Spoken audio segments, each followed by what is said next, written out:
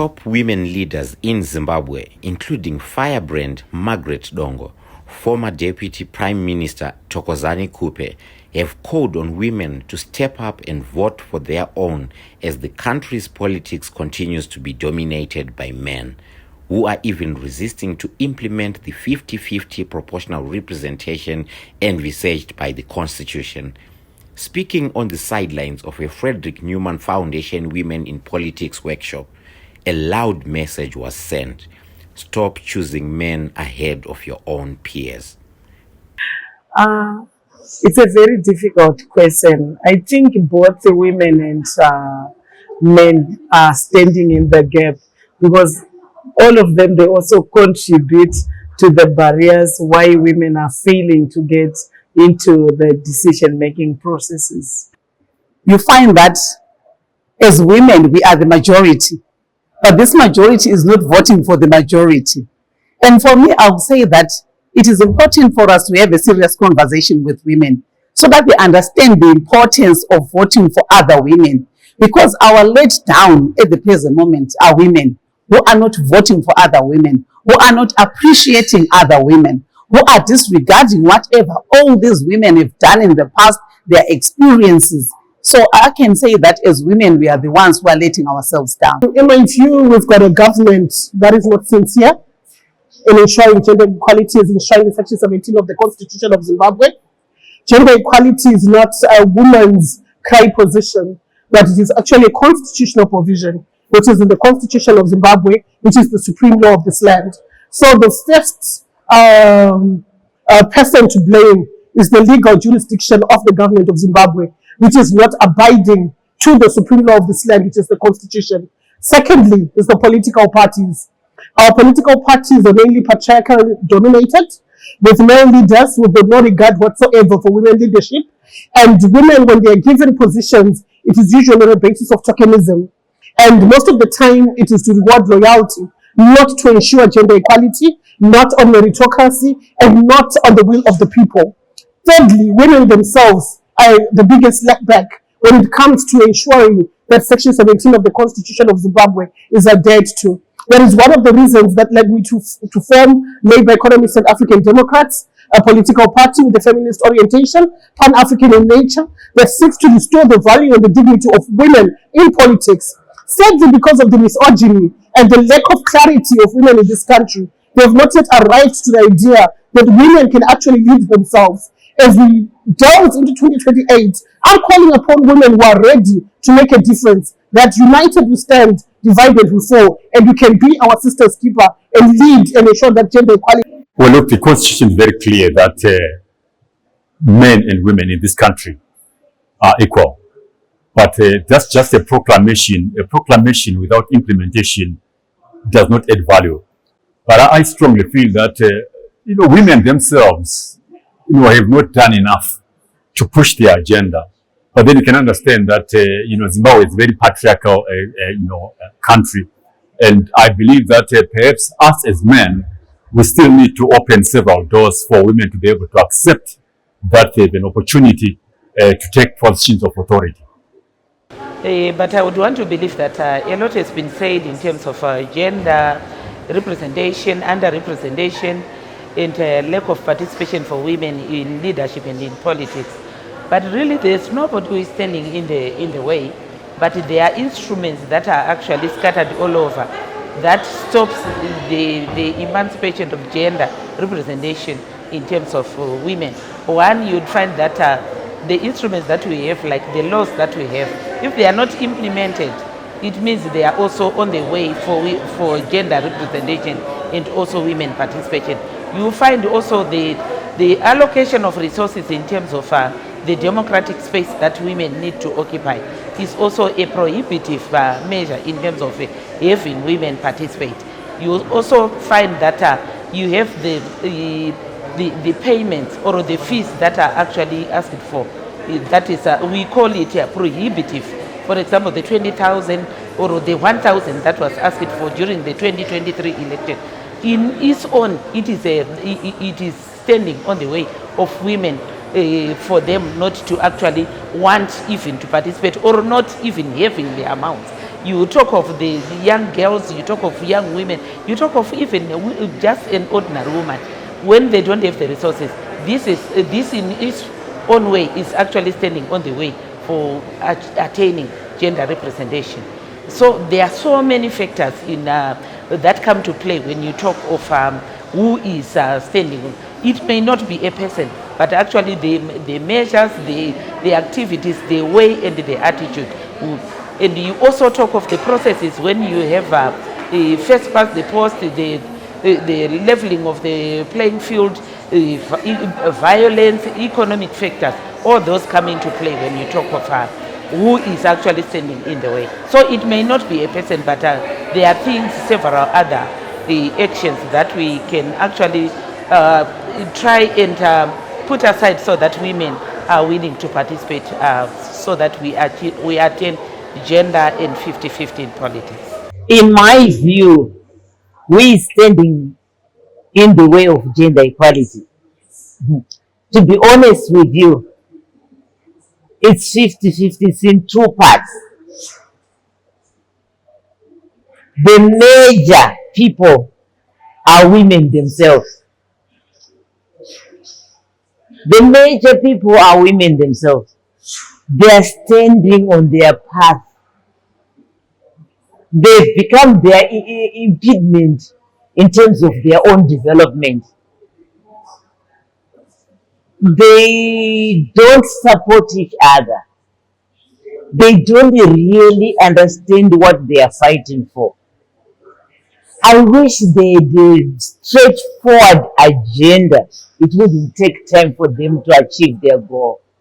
If they were like us, when we went to the liberation struggle, we said we want to remove the Smith regime. And we did so. And we came back with the political freedom.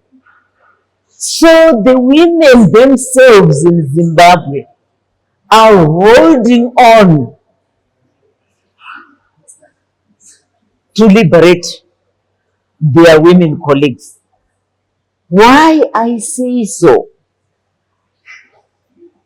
They have the capacity to do everything. They have the capacity to grow a woman. They've got a capacity to grow a man. They've got a capacity to bear a president. They've got a capacity for everything. So what I'm saying is, it is the woman who has created that barrier for herself, especially Zimbabwean women. And I think what we need to do as Zimbabwean women is to go back on the drawing board, where in actual fact we start by identifying the leadership, the women leadership and other women fighters in the liberation struggle. We come back, we actually come up with a team of academics, historians, writers, women economists and so forth. We sit on the round table and we begin to strategize with how can we wage our war. Because we are in another struggle for us to be able to achieve the 50-50 independence. I call it independence because when you get 50-50, then you know you are part of the policymakers, you are part of the rulers, not as it is today. So women, the other side that I've said it's in two parts. The leadership that come into power, who pick and choose who is supposed to rule, who pick and choose who is supposed to be a policy maker, who actually brings in policies that undermine the role of women. Those are to blame as well, the leadership. Because when you get into power, you must also consider that for you to rise up to that stage, it takes a woman, not a man anyway. Takes a woman 9 months, takes a woman outside, takes a woman to educate you, takes a woman to take you to school, to take you to university, takes a woman to take you to the seat of power. So it is such leadership that tend to forget where they came from. So what I'm saying is that there must be principles principled in terms of bringing in policies that are positive, that will change the lives of women, that will allow women to participate freely in a free and fair election, that will give women an opportunity. You know, let me tell you, okay, a good example is the just ended the election. A president had to pay 20,000 just to contest for presidential. How many women can raise that? For parliamentary elections, 1,000. That's when you see the men are stuffed with power. Vanozvimbirwa power to the extent that they create barriers. So when I talked about leadership coming up with enabling environment, this is what I'm saying. No, why make 20,000 for someone to contest for presidential? Why make 1,000? Patakaenda kuhondoda izvainzi paibhadharwa pabhodha apa kuti isusu wacho tichibhadharwa tichipinda umomo vanga vaine vavaiona vazivangani. Gender equality has mainly been seen as a matter of a fight between men and women. Men seeing women as a threat to their previously held domains, while women see men as obstacles on their path. The big question remains on how to ensure both genders work together to achieve gender parity without as much turning against each other. I strongly feel that they are our partners. We cannot do without them. What is needed, I think, is to engage them, talk to them, and also share with them that during their time, we were not part and parcel of the game. Now we are in, they must also give us the space, and we must work together, and we must work side by side, because without men, we cannot achieve our goal, because those are the same voters who are supposed also to vote for us, and those are the same people who are in those spaces. So I think it's wise for us to engage them, to talk to them, so that they also come aboard.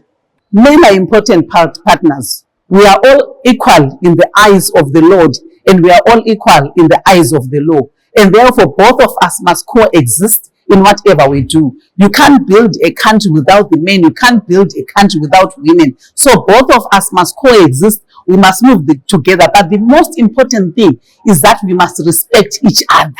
We must respect each other, and we must understand that both of us are supposed to be represented at every level equally. There is no other gender which is supposed to be represented more than the other gender. So all genders, both women and men, must be represented. If it is parliament, equally. If it is local authorities, equally. If it is cabinet, equally. If it is boards, if it is any other organization, women must and men must be represented equally. The men in Zimbabwe are not important partners, because they are actually the ones who fight against gender equality. They do not see a woman worthy enough to sit on the decision-making processes. They do not see women capable enough to sit at the highest levels of governance.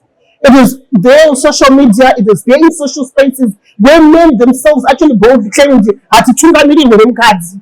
cannot be led by a woman. It is the men themselves who were born out of a woman, raised by a woman, and nurtured by a woman, who then stand up and say we cannot be led by a woman, but they've been led by a woman all their lives. Their veryhood in their adult life when they are married is the women who are their wives who lead them.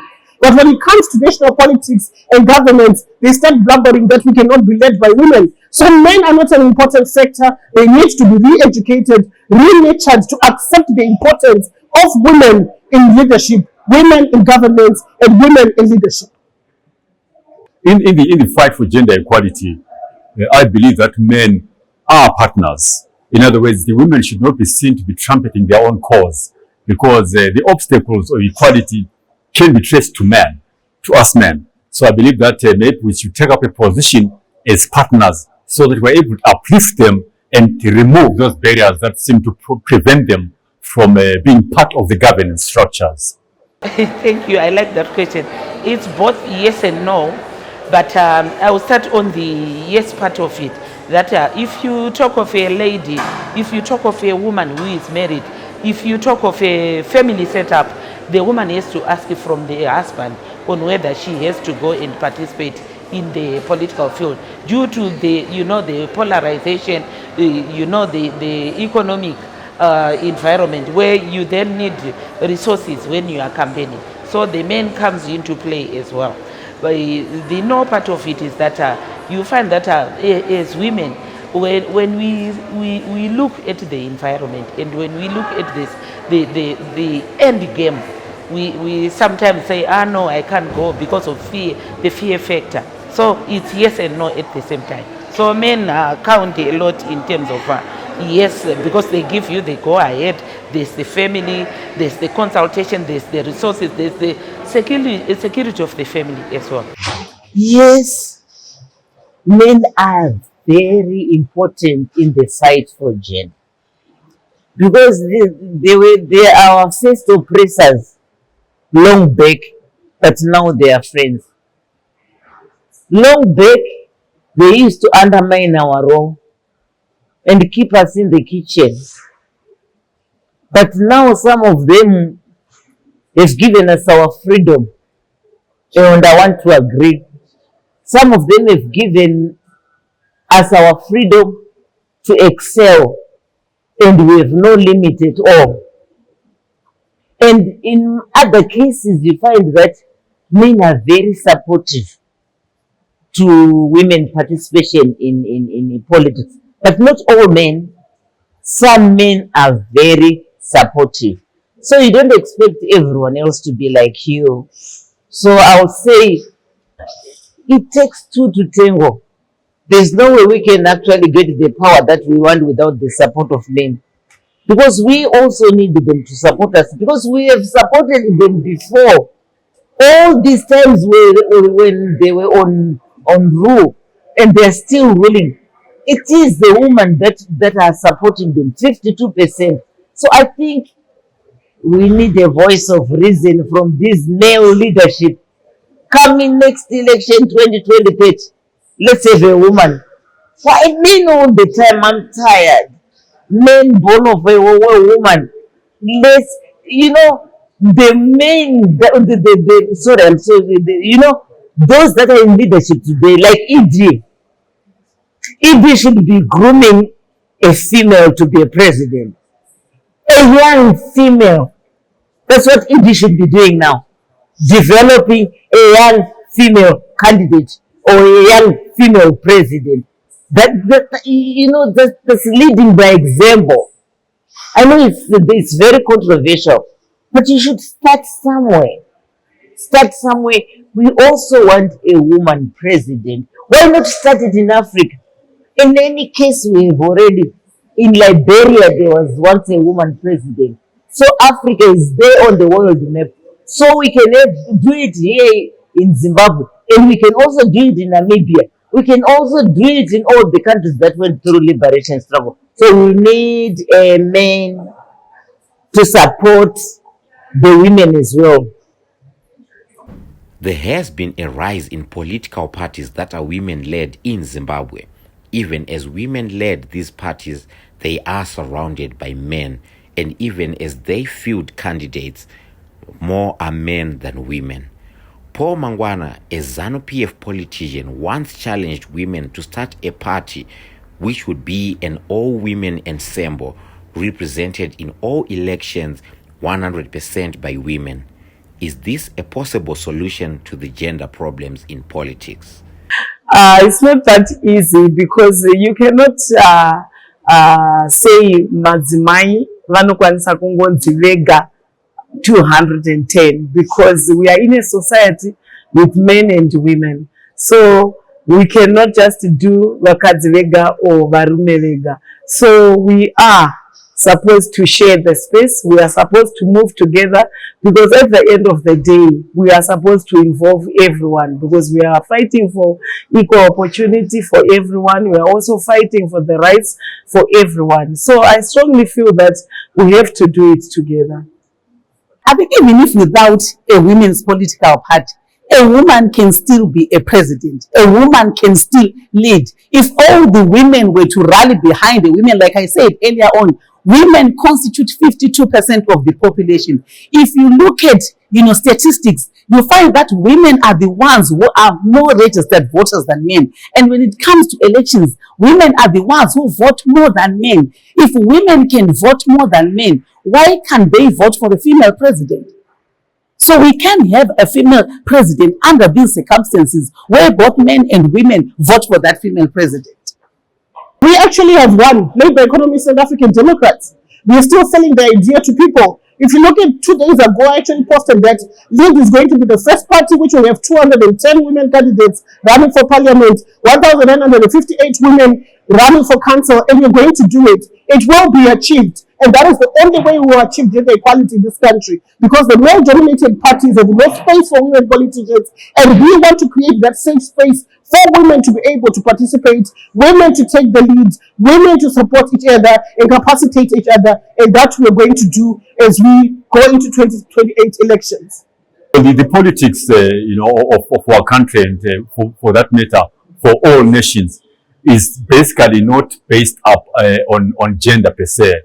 In other words, even if women had a 100% woman-owned political party, it does not necessarily mean that their ideology and their policies are acceptable. So I think what is important, really, although it's very important to elevate women, but I feel that we still need women who can be able to represent those challenges and ideologies that resonate with women first, in order that even their political party can be able to succeed.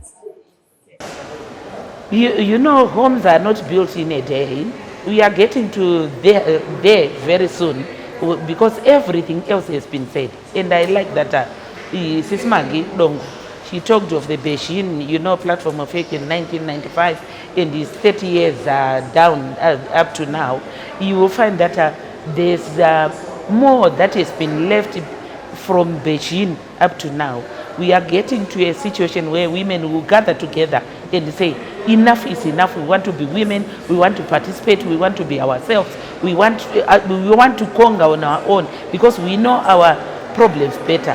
We define our problems and we know them and we can tackle them. We know we have even the mechanisms, but we don't have the platform where to do it. So we are coming there where women one day will just wake up one morning and say, enough is enough. We no longer want to be participating in a political field where it's men, but women are not. I think you know very well that the political parties that we have, most of them are led by men.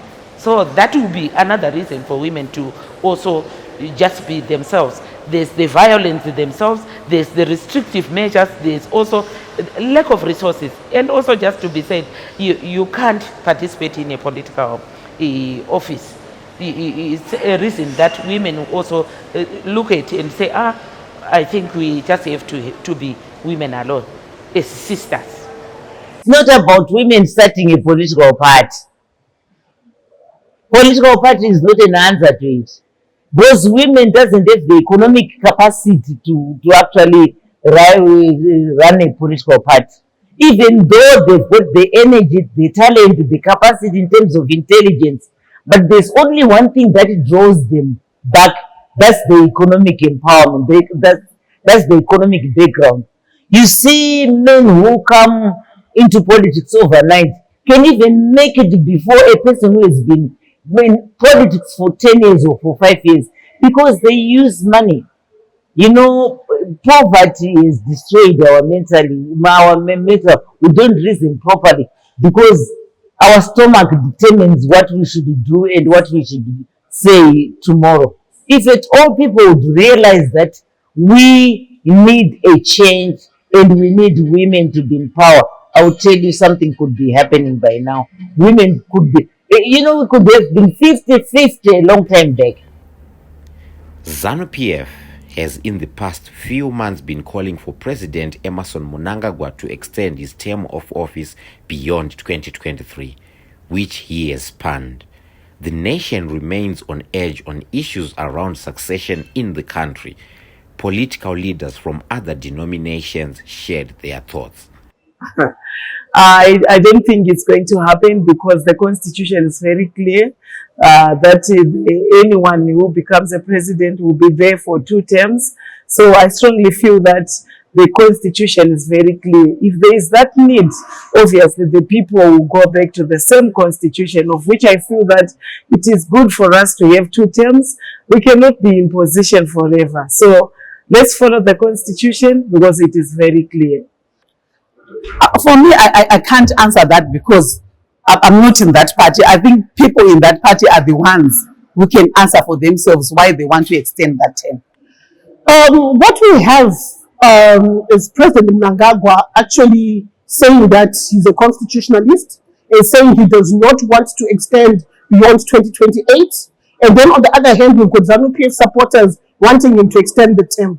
My word of advice to all Zimbabweans is, let's just adhere to the constitution of Zimbabwe as it is. It was enacted by both Zanu PF and MDCA and MDCT, and that was the will of the people of Zimbabwe that a president should have 2 terms. We cannot go against what we voted for, what we said we wanted today, because of any other reason that might be happening in intra-party politics. Intra-party politics should not define national politics, should not lead us to amend the national constitution, which is the supreme law of this land. We need to hold dear our constitution, adhere to it, respect it, and ensure that we comply with the provisions in our constitution. Well, in the first place, our constitution is very clear that there are no presidential terms, extensions. It has been made in such a way that it becomes expensive. So I strongly feel that when the president has done terms, it is honorable and the right thing to step aside. So this whole debate and agenda of extension, I think it's misplaced, because we now need a new generation of leaders, and that does not come by extending a presidential term. That one, I think, because politically, or when you talk constitutionalism, it will be something that has to be consulted, because I think a lot of work, I've participated in where we participated in a no vote for the constitution and so on and so on. I think it will take its own processes, and it will take its own time for it to be part of a law that will enable one to extend a term of office. And I appreciate that His Excellency the President, the sitting President, they said, no, I don't want to extend my term of office.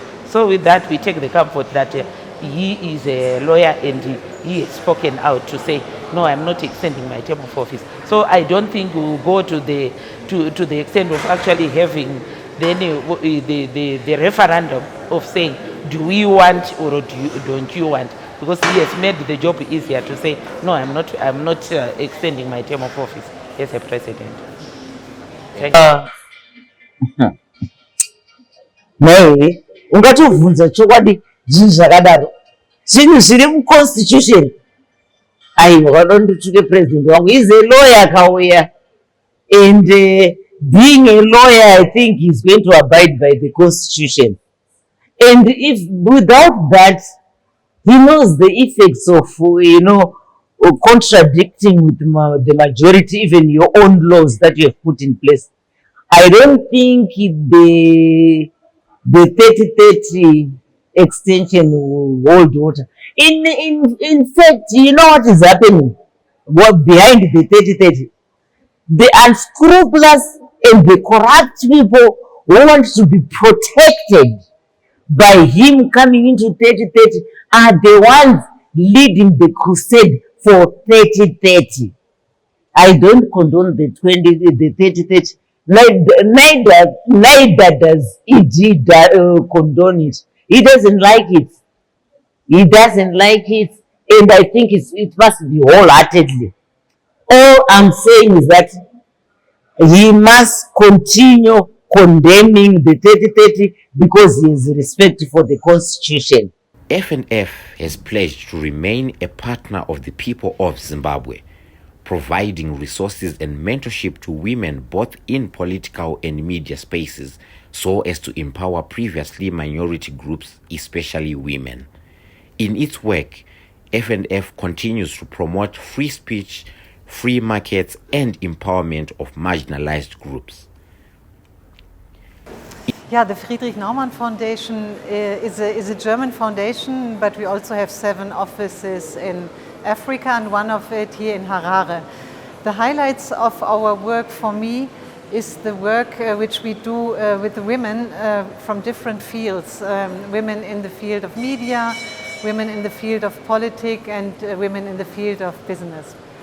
So, women are underrepresented not only in Zimbabwe but worldwide in positions of power, in positions of decision taking. Though, as we see today at this conference, women don't need capacity building anymore. They are there, they can speak, they can act, they carry the word. So we feel this is a very important part of our work here, that we give these women voices and that we connect them to get into positions of decision taking. Free speech is such an important thing for us as a liberal foundation. The whole basis of liberalism is that we are all different. We all need to voice our different views. We need to be able to speak freely. This is how creativity comes out. This is how ideas are shaped. And this is how we shape our societies. So free speech is at the core of our societies. So Zimbabwe is a country in sub-Saharan Africa which has a very restricted space for people to speak up freely. But on the other hand, there's very, very courageous people here. So for us, it's very, very important to give this space where people can voice their different views and where they can constructively build the society in Zimbabwe and initiate change. It is not just about gender. It's about national development, empowering marginalized communities, and using the power of free speech to deliver an emancipated community capable of free determination. All of us remain critical in delivering that nation. HSTV and Current Affairs, Gaddafi Wells.